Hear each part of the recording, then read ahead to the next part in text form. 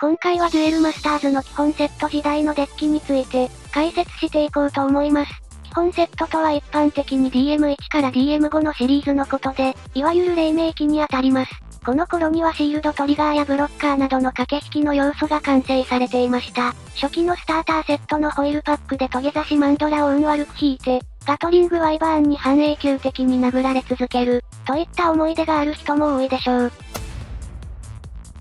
さて、基本セット時代のデッキのレベルについて、わかりやすくするため、いくつかカードを見ていきましょう。この時代のクリーチャーはバニラカードや準バニラが多数でした。代表的なカードはシザーアイやケンカやタイラーなどでしょうか。また黎明期特有のパワーバランスの凹凸が目立つ時代だったので、シールド追加効果を持つクリーチャーはコストの高さに対して、パワーが目立って低かったり、コストに対してパワーが低かったりしてたのがボコの側面でした。ではデコの側面はどうだったかというと、ドロー効果を甘く見られていたことが特に目立ちます。サイバーブレイン、アクアン、アストラルリーフ、どれも電動経験者でデュエマをやっている人ならその凄まじさを痛感するものしかありません。シールドトリガーについては確定除去が最初期から存在して、デーモンハンド、ナチュラルトラップ、スパイラルゲートは、行き詰まりやすい盤面を救ってくれる神のような扱いでした。また、最初期では現代でいうところのクロックである、ホーリースパークはトリガー関係なく、ダイレクトアタックの決め手になる一枚でした。今では魂度の存在もあって注目を浴び続けている。進化クリーチャーは実は基本セット時代からありました。進化元は乏しかった精霊王アルカディアス。豪快な破壊効果で有名な悪魔シンバロム。コロコロ付録だったこともあってか皆使っていた鬼神装甲バルボーグ。ブロッカーを嘲笑いながら勝負を決めてきたクリスタルランサー。などはゲームを決めるフィニッシャーそれこそ切り札のような役割でした。ここまで長々と説明してきましたが、一つデュエマの人気要素が出てきませんでしたね。ドラゴンっていうのですが、当時のドラゴンはなんと火のアーマードドラゴンのみ。代表的なカードを見ていきましょう。パワーが増えるだけのボルシャックドラゴン。出る前にゲームが決まるグラディアンレッドドラゴン。一番マシなガルカーゴドラゴン。かっこいい見た目だけあって少し残念にも思えます。ここまで見ていただいた方はこう思うはずです。さては、水文明最強でしょと、水文明は当時の壊れドローでリソースは十分に確保でき、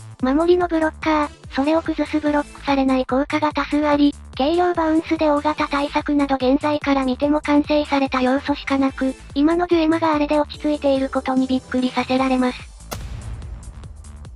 それでは DM1 のデッキについて見ていきましょう。DM1 は最初期なのと子供のホビーという印象が強い時代なだけあって、明確な環境というものが存在しなく、あり合わせのカードで戦うゲームといった感じだったでしょう。普通に戦っていけば、ブロッカーでお互いにらめ合い、大型クリーチャーやシールドトリガーで崩していくという風な戦法が基本でしょう。こうなってくると速攻やビートダウンのようなデッキには、厳しい堅物の世界が広がっていたでしょう。そこを解決してくれるのがデーモンハンドをはじめとする、除去というわけです。これらを駆使して相手のやりたい動きをされる前に即座に除去し、こちらの動きをやりやすくするというやり方が重要でした。そして、先ほども挙げたクロックのように確実に、そのターンの攻撃を防ぐホーリースパーク、罪得な防御札は、手打ちしてブロッカーを貫通したりクリーチャーを除去したりして、押し切る万能カードとして機能していました。最初期のデッキでどんなのが強かったかは少々不明ですが、大体こんな感じが強いかなと思って組んでみました。それがこちら、初期のデュエプレをやっていた人なら、なんとなく既視感があるかと思います。軽量ブロッカーを並べつつ除去やトリガーで、ひたすら粘着質に戦っていくスタイルで、当時の最高パワーの降臨の精霊シャウナと、ブロックされないダブルブレイカーのキングオリオンを、フィニッシャーにして少しでも勝ちやすくする感じです。DM2 からは新たなカードの種類である、進化クリーチャーが登場しました。進化クリーチャーの登場によってこれまでは一切関係なかった種族がゲームにおいて大きな意味を持つようになりました。当時、進化クリーチャーが配られた種族は、ガーディアン、リキッドピープル、パラサイトワーム、ヒューマノイド、ビーストフォークの本の5種類でした。その中から特に注目して使われた種族がヒューマノイド。ヒューマノイドを軸とした史上初の高速ビートダウンの赤ターン、タッチ白バルボーグが誕生しました。ヒューマノイドを横並びし、そこからわずか3コストにして、パワー5000、ダブルブレイカーを持った鬼神装甲バルボーグに、進化してブロッカーをパワーで跳ね飛ばしながらシールドを削る、シンプルなビートダウンです。参考レシピでは光単色のホーリースパークを採用していますが、これは当時の赤単色のトリガーが2種類しかなかったからです。この鬼神装甲バル防具、初出はなんとコロコロコミックの付録です。その入手性の良さと進化元が低レアで済んだことから、当初の小学生はこぞって使っていたそうですね。DM1 から最強だった水文明はどうかというと、弱くなるはずもなく進化クリーチャーのおかげで強化をもらいました。水文明で強かった代表的な進化クリーチャーは2種類、6コストパワー8000ダブルブレイカーで、ブロックされない単純にでかいクリスタルランサーは、単純なパワーでもバトルにまず負けないので、ビート要員としてかなり優秀でした。そしてクリスタルパラディン、場に出た時場のブロッカーをすべて手札に戻す効果を持っており、当時はブロッカーを並べて守っていくスタイルが大半だったので、横並びしたブロッカーを一掃したり、相手のテンポを崩したりできる点はかなり優秀でした。それらを駆使してデッキを組むならこんな感じでしょうか？先ほど紹介した進化クリーチャーの他にも、同パックで登場したコーライルの存在が大きいです。コーライルは出た時相手のクリーチャーを、山札のトップに固定するのでドローロックと、殴れる確定除去という点は非常に優秀だったと言えます。当時それを強いと思ったプレイヤーが多かったかは別として、他の色でも守護聖殿ラルバギアは適当な光デッキに入れても、雑に強い進化クリーチャーでした。といった具合に進化クリーチャーはデッキパワーを2倍も3倍も引き上げてくれるものだったと言えます。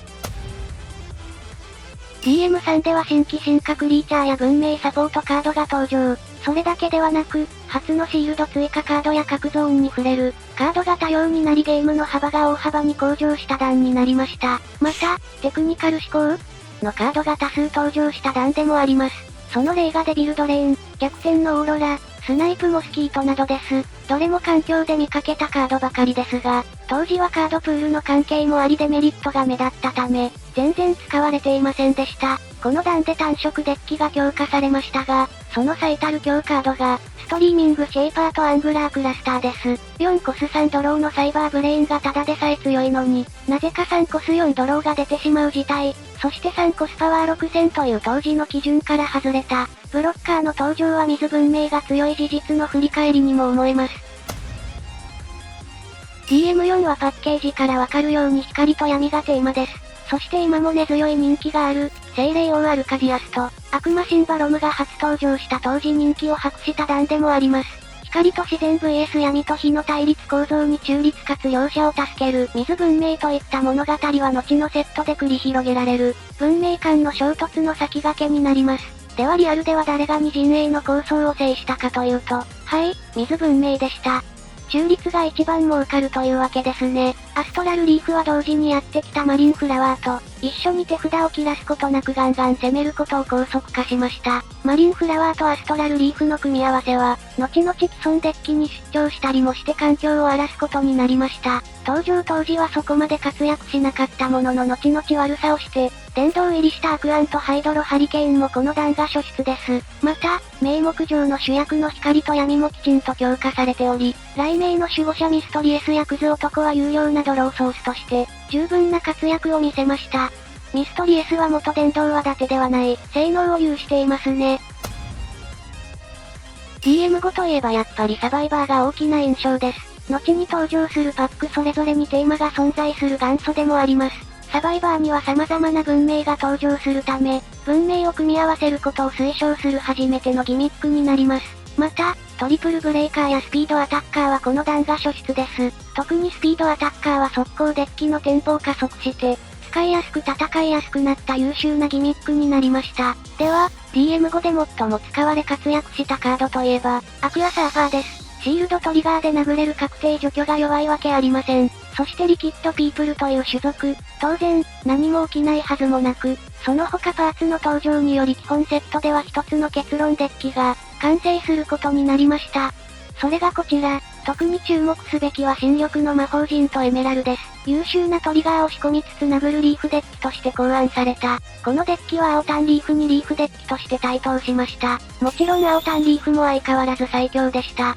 では、この拡張パックのメインテーマであるサバイバーは、どうだったかというと、10種類しかなかったため、お遊びで組むとしても、この時点では失笑するレベルで見どころが薄く、厳しめと言わざるを得ませんでした。今回は基本セット時代のデッキについて紹介していきました。大方水文明やリーフの話をしていたような気がしますが、始まったばかりのゲームは何かが一強になる傾向がありますし、まだ子供のホビーという扱いが大半であったことから、好きなカードで遊ぶということの方が多かったでしょう。バルボーグなんかは今でもストレージコーナーで見かけたら、3コスダブルブレーカーって強いよなってなるくらいには、いい時代だなと思いました。ここまでご視聴いただきありがとうございました。皆様のコメントお待ちしております。よかったらチャンネル登録や高評価で、応援よろしくお願いいたします。